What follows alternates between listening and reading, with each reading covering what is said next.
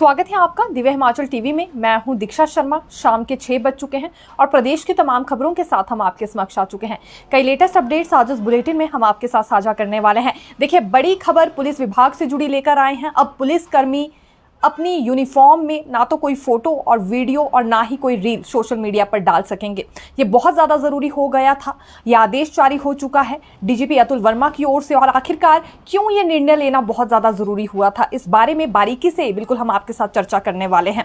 हिमाचल प्रदेश में परिस्थितियाँ कुछ ऐसी बन रही थी और साथ ही साथ सवाल उठाए जा रहे थे लॉ एंड ऑर्डर को लेकर भी। तो उसमें एक कारण ये भी क्योंकि नज़र आया है कि बार बार जो रील्स बनाकर पोस्ट की जा रही हैं और विशेष तौर से जो महिला पुलिसकर्मी है वो काम से ज्यादा अहमियत इन रील्स को दे रही थी। इस वजह से भी ये निर्णय हालांकि लिया गया है, लेकिन कुछ और कारण भी है जिस बारे में हम आपके साथ चर्चा करने वाले हैं इस बुलेटिन में खुलकर। दूसरी बात करेंगे, कॉलेज टीचर्स को एक बड़ी खुशखबरी आज के बुलेटिन में हम देने वाले हैं और ये कितने असिस्टेंट प्रोफेसर्स हैं जिनके लिए राहत भरी खबर निकलकर सामने आई है। तीसरी बात, यूपी के सीएम आदित्यनाथ योगी को लेकर भी करेंगे। दरअसल इनका दौरा फाइनल हो गया है। ये कब आएंगे, कहां आएंगे, यानी कि हिमाचल प्रदेश के किस क्षेत्र में जनसभा को संबोधित करने वाले हैं, आपको बताएंगे। क्योंकि देखिए, बुजुर्ग तो बुजुर्ग, लेकिन युवाओं में भी इनके लिए काफ़ी ज़्यादा क्रेज़ है। बच्चे, बूढ़े, बुजुर्ग जितने भी लोग हैं सभी डिमांड कर रहे थे कि जब बड़े स्टार प्रचारक यहाँ आ रहे हैं तो ज़रूर आदित्यनाथ योगी भी आने चाहिए। तो फिलहाल इनके शेड्यूल को लेकर भी एक तरह से कन्फर्मेशन आ चुकी है और जानकारी हम आपको देने वाले हैं। शुरुआत मौसम से करना चाहेंगे क्योंकि हिमाचल प्रदेश में भीषण गर्मी हो गई है और 44 डिग्री को अब तो तापमान यहां पार कर चुका है। हालांकि 10 शहर ऐसे बताए जा रहे हैं जहां आज 35 डिग्री सेल्सियस से ऊपर तापमान दर्ज किया गया है। इसके अतिरिक्त 7 शहर ऐसे थे जहां 40 डिग्री सेल्सियस से ऊपर तापमान रहा है। येलो अलर्ट के बाद हीट वेव के लिए ऑरेंज अलर्ट जारी कर दिया गया है। इसीलिए अब घरों से बाहर निकलना और ज़्यादा मुश्किल हो सकता है अगले 3 दिनों में। हालांकि पहले हल्की बारिश के आसार यहाँ ज़रूर जताए गए थे, लेकिन आज फिर शब्द बदल गए हैं। मौसम विज्ञान केंद्र के निदेशक का ये मानना है कि अब बहुत कम चांसेस लग रहे हैं कि हल्की बूंदाबांदी भी होगी। इसके अलावा हीट वेव को लेकर जरूर यहां पर देखिए ऑरेंज अलर्ट जारी किया गया है। हिमाचल प्रदेश विश्वविद्यालय से जुड़ी अगली खबर देना चाहेंगे। पहली बार विश्वविद्यालय में उन छात्रों को 5% कोटा दिया जा रहा है एडमिशन के लिए जिन्होंने खेल जैसी गतिविधियों में बेटर परफॉर्मेंस पहले दिखाई है। हालांकि एडमिशन फॉर्म के साथ उन्हें ये स्पोर्ट्स सर्टिफिकेट भी ऐड करना होगा। उसके बाद सभी विभागों में 5% कोटा यानी कि 5% सीटें उनके लिए आरक्षित रखी जाएगी। इसे लेकर सभी विभाग अध्यक्षों को निर्देश जारी कर दिए गए हैं।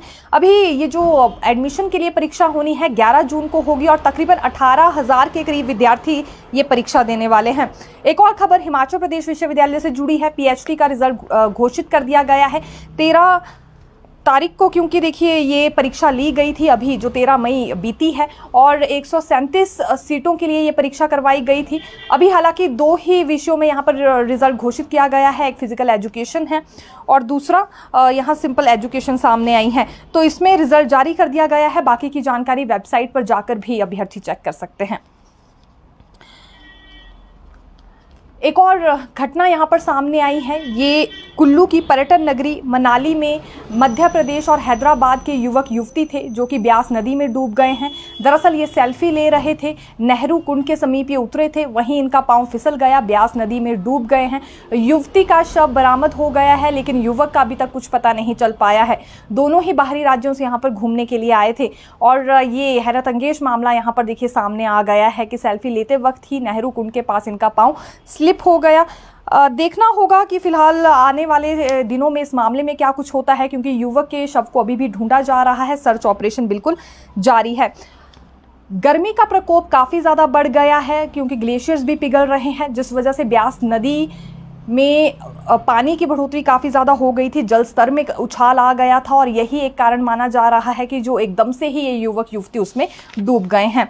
और एक और इंसिडेंट जो कि कुल्लू में ही सामने आया है। ये कुल्लू का एक रेस्टोरेंट है रुस्टिक वुड। इसमें एक स्टाफ की महिला कर्मचारी की मौत हो गई और मौत का कारण रहा है आगजनी। आग लगने का मामला यहाँ सामने आया। हालांकि उस वक्त रेस्टोरेंट में टेक्निकल कॉलेज के विद्यार्थियों की ओर से पार्टी की जा रही थी। पार्टी करते वक्त ही स्टोर रूम में आग लग गई और जैसे ही स्टोर रूम की तरफ ये महिला कर्मचारी गई तो आग की चपेट में आ गई। धुएं से इसका दम घुट गया, वहां से बाहर नहीं निकल पाई और इसके साथ ही साथ 4 और स्टाफ के कर्मचारी बुरी तरह से आग में झुलस गए हैं। मृतक के परिजनों को 25,000 रुपए फौरी राहत के तौर पर दिए गए हैं और जो बाकी व्यक्ति इसमें झुलस गए थे, स्टाफ के बाकी कर्मचारी जो झुलसे हैं, उन्हें 10-10 हज़ार रुपए दिए गए हैं प्रशासन की ओर से। लेकिन ये भी एक दर्दनाक घटना कहना चाहेंगे, क्योंकि एक और पार्टी चल रही थी, दूसरी ओर रेस्टोरेंट में आग लग गई और उसमें महिला कर्मचारी पूरी तरह से चपेट में आ गई और मौत के घाट उतर गई। कांग्रेस की राष्ट्रीय महासचिव प्रियंका गांधी भी आज हिमाचल दौरे पर थी। हालांकि अभी अगले 2 दिन फिर हिमाचल दौरे पर ही रहने वाली है। 2 जगह इनकी ओर से जनसभा संबोधित की गई है, एक शाहपुर में और एक चंबा में। कई बड़ी घोषणाएं इन्होंने की, लेकिन उससे पहले जो तंज इन्होंने कसे हैं वो आपको बताना चाहेंगे। हालांकि शुरुआत इन्होंने अपने संबोधन की मां दुर्गा के नाम से की और ये भी खुशी जाहिर की कि हिमाचल प्रदेश में आकर इनका मन लगता है, इन्हें बहुत खुशी मिलती है हिमाचल में आकर और आज भी इन्हें अच्छा लग रहा है। इसके बाद उत्सुकता कांग्रेस के कार्यकर्ताओं के चेहरे पर और ज्यादा बढ़ गई थी। इसके बाद प्रधानमंत्री नरेंद्र मोदी पर तंज कसते हुए इन्होंने ये कहा कि यूं तो मोदी भी हिमाचल को अपना दूसरा घर बताते हैं, लेकिन दूसरे घर के लिए करते कुछ नहीं है। जब प्राकृतिक आपदा आई थी तो प्रभावितों की कोई मदद नहीं की गई। राज्य सरकार को अपने स्तर पर ही उस वक्त यहां पर सब कुछ करना पड़ा। एक बात प्रियंका गांधी वाड्रा की ओर से ये कही गई। दूसरी बात इन्होंने ये भी कही कि धनबल से कोशिश की गई यहां सरकार गिराने की, लेकिन उसमें प्रधानमंत्री बिल्कुल असफल रहे। जैसा कि बाकी राज्यों में करने की कोशिश की गई, वही चीज़ हिमाचल में भी दोहराई गई थी, लेकिन हिमाचल में वो कामयाब नहीं हो पाई और अब लोकसभा चुनावों में, उपचुनावों में वैसे भी जनता उन्हें इस धनबल का दुरुपयोग करने के लिए माफ़ नहीं करने वाली है। अडानी को भी उन्होंने घेरा है कि हिमाचल प्रदेश में जितने भी कोल्ड स्टोर है वो तो अडानी के हैं, सेब का दाम वही तय करते हैं और जो मोदी ने वादा किया था बागवानों से, किसानों से, वो पूरा होता हुआ नजर नहीं आ रहा है। डीजल पेट्रोल के दाम भी लगातार बढ़ते जा रहे हैं। केंद्र सरकार को कुछ करना होता अभी तक कर लेती, अब झूठे वादे कर रही है, लोगों को गुमराह कर रही है, उनकी बातों में ना आए, इस तरह की अपील भी प्रियंका गांधी वाड्रा की ओर से हुई है। अब 4 बड़े ऐलान जो कि प्रियंका गांधी की ओर से किए गए हैं आज रैली में। बड़ी बात उन्होंने ये कही कि 25 लाख तक का इलाज निःशुल्क उपलब्ध करवाया जाएगा सरकारी अस्पतालों में। ये जो एक बात कही है, वीडियो इसका काफी ज्यादा वायरल हो रहा है और कुछ एक लोग इस फैसले को सराहा भी रहे हैं, लेकिन कुछ एक का ये मानना है कि ये केवल जुमला है। पहले भी ऐसे ही वादे किए गए थे, चुनावों के दौरान बड़ी बड़ी बातें कह दी जाती है, लेकिन पूरा कोई नहीं करता है। फिलहाल 25 लाख को लेकर बड़ी बात कही गई है, निःशुल्क इलाज दिया जाएगा। दूसरी बात, आंगनबाड़ी और आशा वर्कर्स का मानदेय डबल कर दिया जाएगा। ये बात हालांकि पिछले कल राहुल गांधी ने भी कही थी। और तीसरी बात इन्होंने किसानों को लेकर कही है कि जो भी उनका नुकसान हुआ है हिमाचल में, अन्य राज्यों में, 30 दिन के भीतर उसका भुगतान कर दिया जाएगा अगर इंडी गठबंधन की सरकार बनती है। स्नातक पास बच्चों के लिए अप्रेंटिसशिप का प्रोग्राम लाएंगे ताकि स्थायी नौकरी और रोजगार उन्हें मिल सके और स्टार्टअप फंड लाने की बात भी यहाँ युवाओं के लिए की गई है। ये बड़े ऐलान 4 से 5 जो कि प्रियंका गांधी वाड्रा ने आज किए हैं, हमने आपको बताए। लेकिन इसी बीच आनंद शर्मा जो कि कांगड़ा संसदीय सीट से प्रत्याशी हैं कांग्रेस की, उनका क्या कुछ कहना था ये भी बता देते हैं। चंबा में क्योंकि जनसभा पहले संबोधित की गई तो जो कुछ उनकी ओर से कहा गया है एक बारी जरा सुन लीजिए। चंबा में 4 टनल बनाई जाएंगी, चंबा में पर्यटन को बढ़ावा दिया जाएगा, पासपोर्ट कार्यालय बनाया जाएगा और मल्टी स्पेशलिटी अस्पताल भी बनाया जाएगा। ये आनंद शर्मा की ओर से दावा किया गया है। खैर, चंबा के लोग इसे किस तरह से देखते हैं ये देखना काफी ज्यादा रोचक रहने वाला है। और तो और आज विधानसभा अध्यक्ष कुलदीप सिंह पठानिया भी कड़े तेवर में नजर आ रहे थे और उन्होंने भी ये साफ तौर पर बात कह दी है कि जहां एक और प्रधानमंत्री ने अपने चुनाव क्षेत्र में 6,000 करोड़ रुपए लगाए हैं, वहां चंबा को सिर्फ 32 करोड़ रुपए मिले हैं। तो अब यहां फैसला जनता को करना है कि केंद्र में इंडी गठबंधन चाहिए या फिर यही प्रधानमंत्री नरेंद्र मोदी चाहिए, जो हर क्षेत्र की, विशेष तौर से जो ट्राइबल इलाके हैं वहां की अनदेखी करते हैं। इम्पैक्ट किस तरह का रहता है इन जनसभाओं का ये बाद में ही पता चल पाएगा, क्योंकि स्ट्रेंथ की बात करें तो बार बार हम ये चीज़ कह रहे हैं, चाहे भाजपा है या कांग्रेस है, बिल्कुल इनके साथ बराबर स्ट्रेंथ इन जनसभाओं में देखने के लिए मिल रही है, जिस वजह से कंफ्यूजन की स्थिति हिमाचल प्रदेश में इस बार बन गई है कि आखिरकार किसके पक्ष में वोटिंग होने वाली है। तो इसकी अहम परीक्षा 1 जून को होगी और रिजल्ट 4 जून को आएगा। 28 और 29 मई को प्रियंका कहां होगी आपको बता देते हैं। 28 मई को प्रियंका गांधी वाड्रा पहले ऊना जिला के गगरेट जाएंगी, उसके बाद कुटलहर विधानसभा में भी जनसभा करने वाली हैं। 29 मई को पहले कुल्लू में जनसभा करेंगी, फिर दोपहर बाद मंडी में रोड शो करेंगी।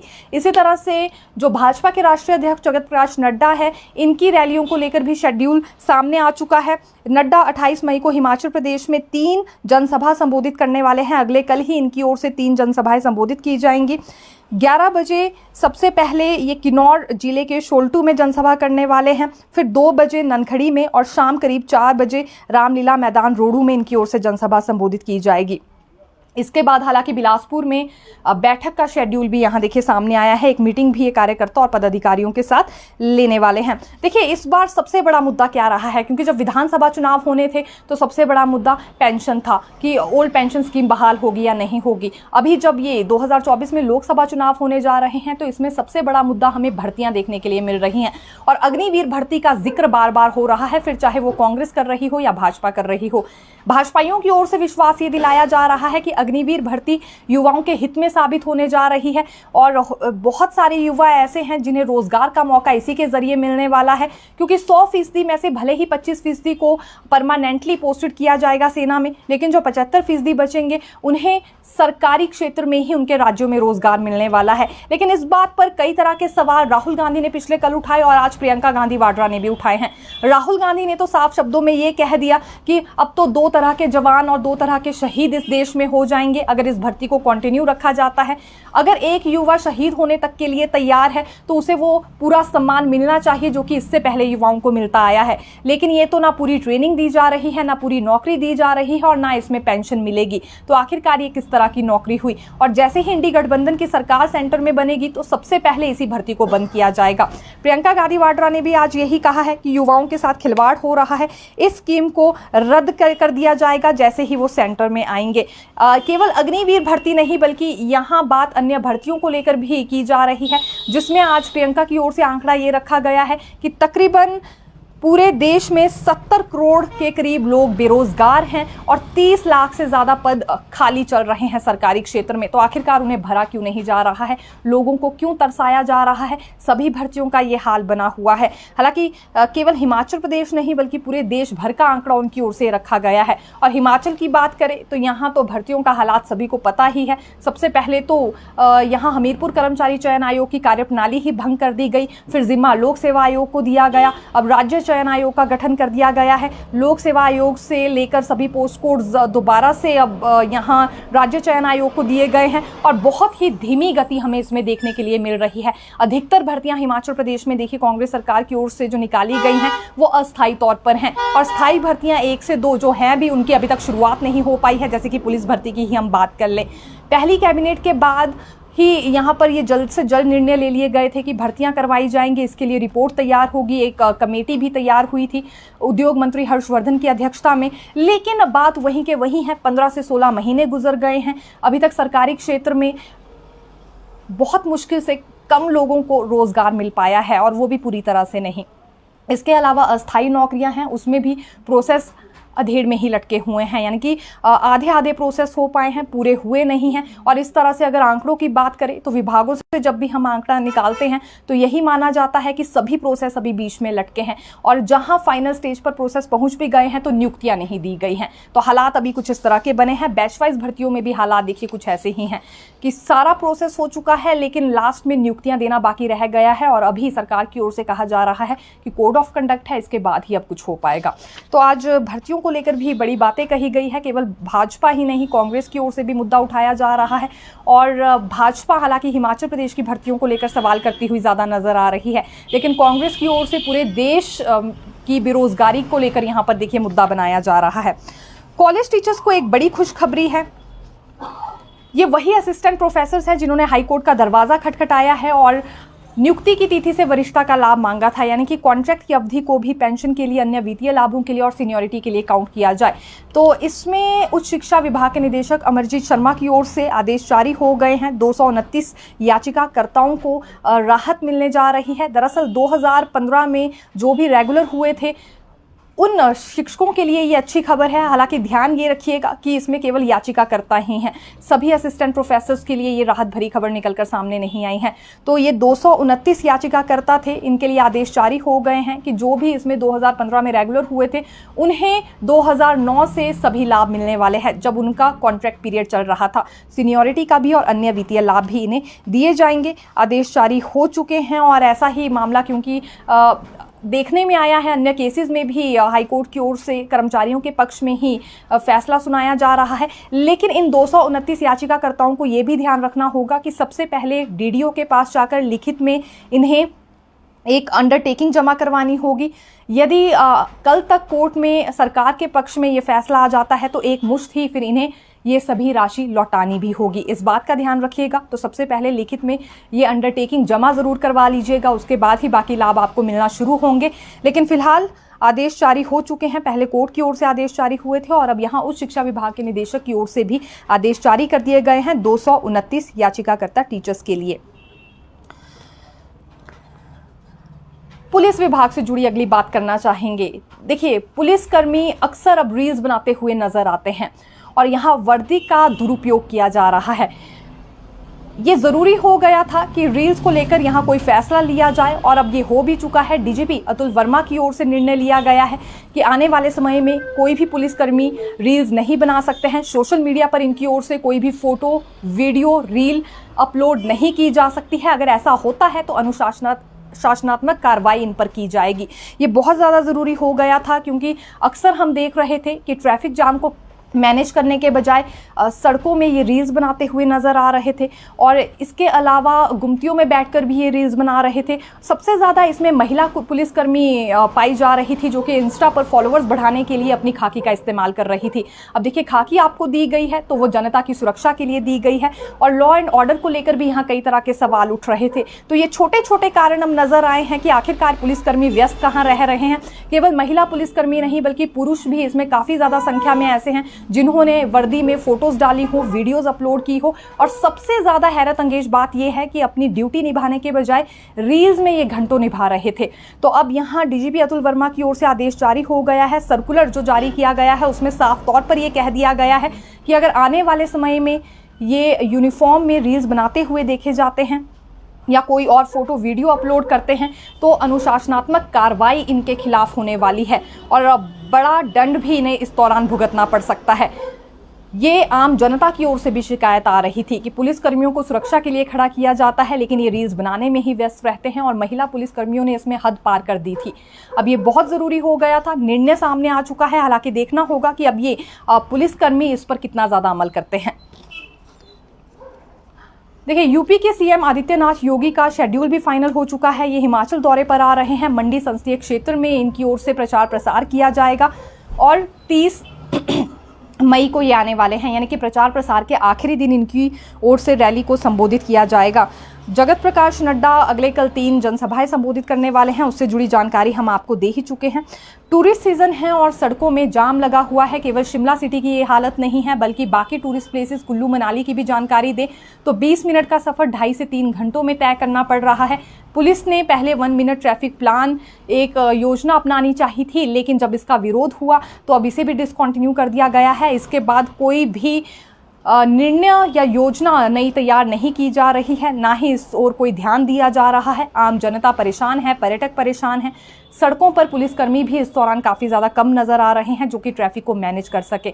यही कुछ एक छोटे बड़े कारण रहे हैं जिस वजह से पुलिस विभाग में रील्स को भी बैन कर दिया गया है। क्योंकि अब लोगों की ओर से सवाल ये भी पूछे जा रहे थे इंस्टा पर इनकी रील्स देखते हुए कि क्या पूरा दिन ये रील्स बनाने में ही व्यस्त रहते हैं। तो यही एक कारण रहा है कि निर्णय हो चुका है। फिलहाल रील्स पर पूरी तरह से बैन लगा दिया गया है। हालांकि अब ऐसे ऐसे निर्णय लेने के बाद कितना ज़्यादा फ़ायदा हो पाता है, ट्रैफिक जाम खुल पाएगा या नहीं, देखना काफ़ी ज़्यादा रोचक रहने वाला है। क्योंकि ये टूरिस्ट सीज़न है, अगर इस दौरान ही ट्रैफिक पर मैनेजमेंट नहीं रखी जाएगी तो लाजमी सी बात है पर्यटक यहाँ आना कभी भी पसंद नहीं करेंगे, जिसका सीधा असर यहाँ के कारोबार पर और राजस्व विभाग पर पड़ने वाला है।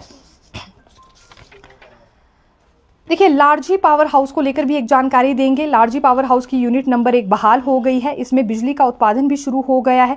2 मई से परियोजना की यूनिट नंबर 1 में उत्पादन शुरू हुआ है। बहाली के बाद से बीते 25 दिनों में 179 लाख यूनिट्स का शुद्ध उत्पादन किया गया है। इससे हिमाचल प्रदेश राज्य बिजली बोर्ड लिमिटेड को 9 करोड़ 58 लाख रुपए का अनुमानित राजस्व प्राप्त हुआ है। 9 करोड़ 48 लाख रुपए का अनुमानित राजस्व इसमें प्राप्त हुआ है।